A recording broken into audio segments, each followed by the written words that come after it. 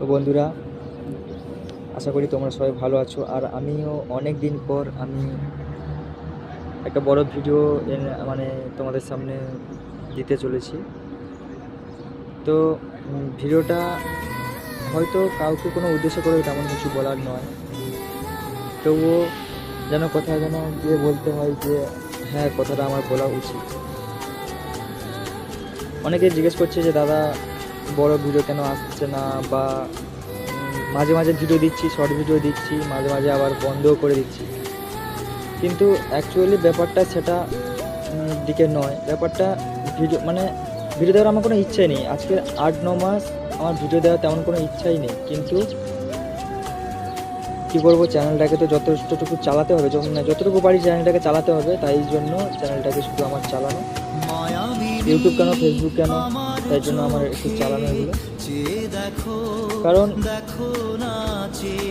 মাঝে মধ্যে ভেঙে পড়া, আবার সেখান থেকে যেন মনে হয় যে আবার যেন কিছু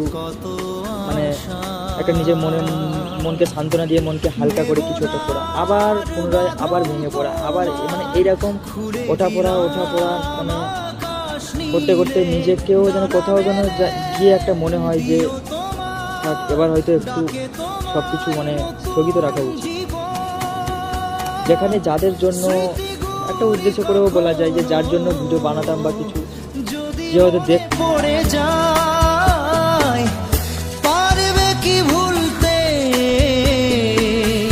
তুমি তখন। একটা দিক থেকে মনে হয় যে সে আর দেখছে না, সব জায়গায় থেকে তার থেকে একটা আমার অবহেলা, ঠিক আছে, আমার প্রতি তার একটা অবহেলা। কিন্তু সে হয়তো মনে করছে যে আমি তাকে অবহেলা করছি, বা আমি তাকে খারাপ কিছু বলছি, বা আমি তাকে ইগনোর করে চলছি। আসলে সেটা নয়। সে এখন অসুস্থতা আছে, ঠিক আছে, কিন্তু যখন সে ভালো ছিল তার প্রতি আমার দেখা হয়ে গেছে যে সে কেমন আমার প্রতি ব্যবহার করেছে, ঠিক আছে।